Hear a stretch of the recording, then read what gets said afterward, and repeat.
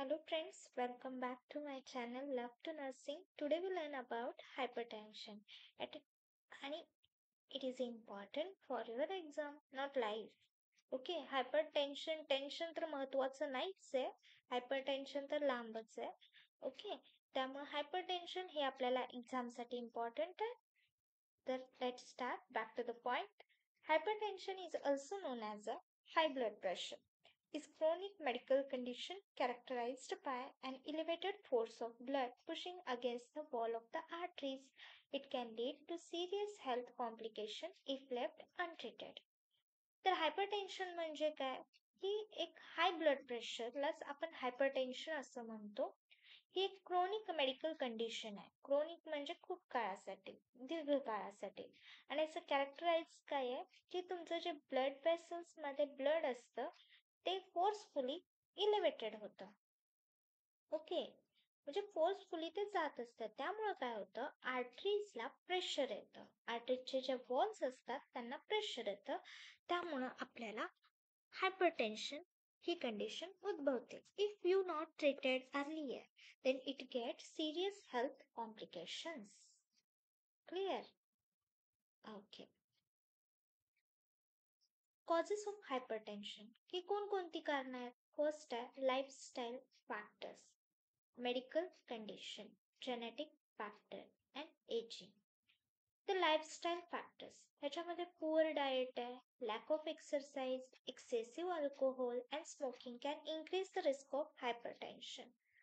तर poor diet असल्यामुळं, तुम्ही व्यवस्थित प्रॉपर जेवत नसाल तर, एक्सरसाइज करत नसाल तर, जर तुमचं अल्कोहोल घेण्याचं प्रमाण जर जास्त असेल तरीही तुम्हाला हायपरटेन्शन होऊ शकतं. नेक्स्ट आहे medical condition. Certain medical conditions like kidney diseases, diabetes किंवा sleep apnea can attribute high blood pressure. जर समजा तुम्हाला किडनी रिलेटेड काही डिसीज असेल, डायबिटीस असेल तुम्हाला, किंवा झोप लागत नसेल, झोपेविषयी काही तक्रारी असतील तरी तुम्हाला हाय ब्लड प्रेशर होण्याचे चान्सेस आहेत. देन जेनेटिक फॅक्टर, घरात कुणाला असेल आधी हायपरटेन्शन तर तुम्हालाही होऊ शकतं, म्हणजे चान्सेस असतात. आणि एजिंग म्हणायला गेला तर जसं आपण ओल्ड होतो तेव्हा ब्लड वेसल्स आपले वीक होतात, लेस इलास्टिक होतात. त्यामुळे सुद्धा आपल्याला रिस्क असू शकते हायपरटेन्शनचे. Okay, clear? Okay, risk factor for hypertension, non modifiable आणि मेडिकल कंडिशन. नॉन मॉडिफायबल म्हणजे काय? एज, जेंडर आणि फॅमिली हिस्ट्री हे नॉन मॉडिफायबल असतात. Risk factor that can not be changed. Risk factor change होत नाहीत, म्हणजेच काय नॉन मॉडिफायबल. आणि मॉडिफायबल म्हणजे काय की जे चेंज होतात. मग ते डाएट असू दे, एक्सरसाइज असू दे किंवा स्ट्रेस असू दे.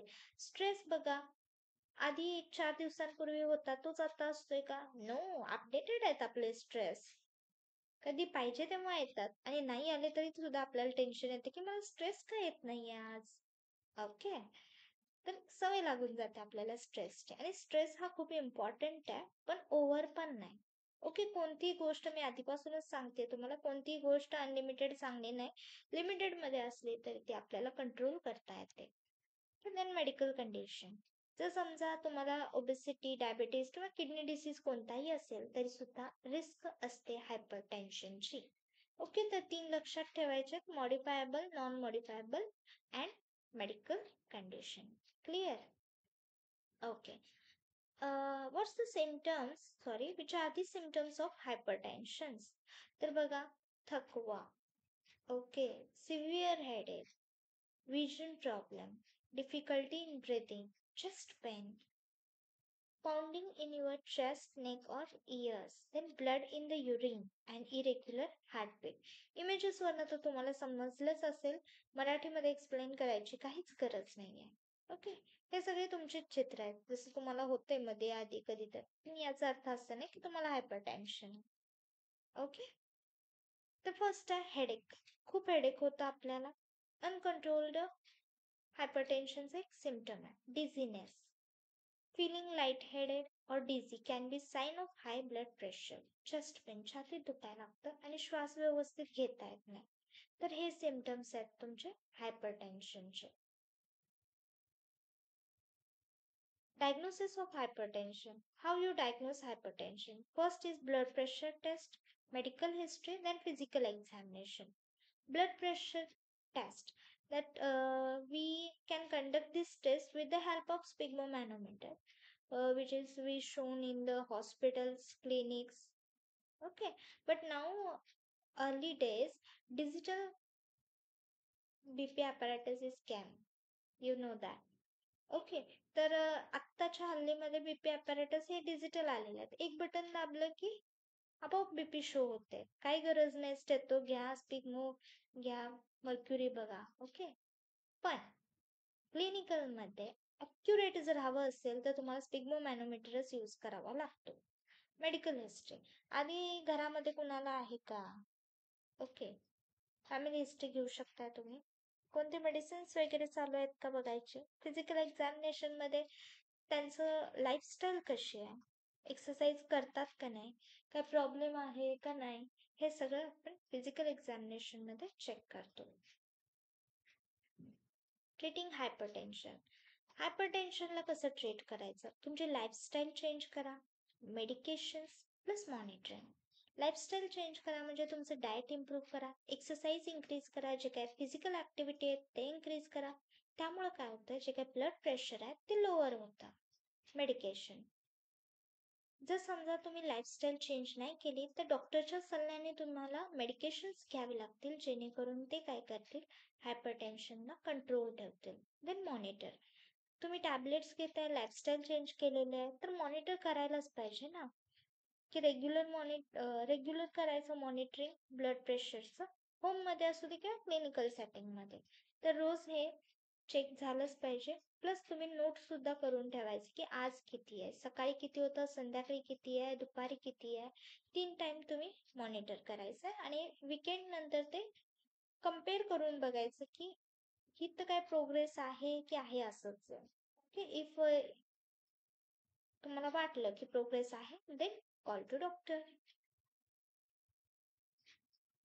Then lifestyle changes for managing hypertension. नावातच टेन्शन आहे, त्यामुळे स्ट्रेस मॅनेजमेंट येणारच. Healthy diet, regular exercise and maintaining healthy weight. Diet जर व्यवस्थित घेतला तर वेट सुद्धा मेंटेन राहते, एक्सरसाइज केला तर स्ट्रेस सुद्धा मॅनेज होतो. ओके. तर हेल्दी डाएट मध्ये तुम्ही rich in fruit and seasonable fruit खायला शिका. होल ग्रेन्स सुद्धा ब्लड प्रेशर नॉर्मल ठेवतात. Engaging in regular physical exercise activity and such as brisk walking or swimming can help improve cardiovascular health. The stress management, stress घालवायचं असेल तर meditation करा, योगा करा, जेणेकरून ब्लड प्रेशर तुमचं नॉर्मल राहील. वेट मेंटेन ठेवा. वेट जर मेंटेन ठेवायचं असेल तर डाएट प्रॉपर ठेवावं लागेल तुम्हाला, प्लस फिजिकल ऍक्टिव्हिटीज. क्लिअर. ह्या सर्वांनी आपला हायपरटेन्शन लेवलमध्ये राहतो. Preventing hypertension. तेच पॉइंट सतत आहेत. हेल्दी डाएट, त्याच्यामध्ये सोडियमचं लिमिट असलं पाहिजे, saturated fat and added sugars. Exercise regular असली पाहिजे, 150 मिनिट्स. Maintain healthy weight. असं नाही आहे इथं एक्सरसाइज मध्ये, समजा तुम्ही आज सूर्यनमस्कार करायला घेतले, तर असं नाही करायचं की एका वेळी तुम्ही 50 करणार, 100 करणार. नो, त्याच्या म्हणजे त्याच्यामुळेच तुम्हाला आणि हार्टवरती प्रेशर येऊन it's a chances of heart attack और मायोकार्डियल इन्फ्रॅक्शन. त्यामुळं तुम्ही जर का सुरुवात करताय तर पहिले 10 मिनिटं करा, नंतर 15 करा, नंतर 20. एकदम खायला जाऊ नका. Okay. Maintain healthy weight. Weight maintain करा, BMI, with the help of BMI. Stress manage करा, meditation, yoga and deep breathing. Then avoid excessive alcohol. Alcohol avoid करा. Then quit smoking. Smoking पूर्ण थांबवा, जेणेकरून हायपरटेन्शन तुमचा कंट्रोलमध्ये. क्लिअर. ओके. आय थिंक आपण बाहेर आलेलो आहोत.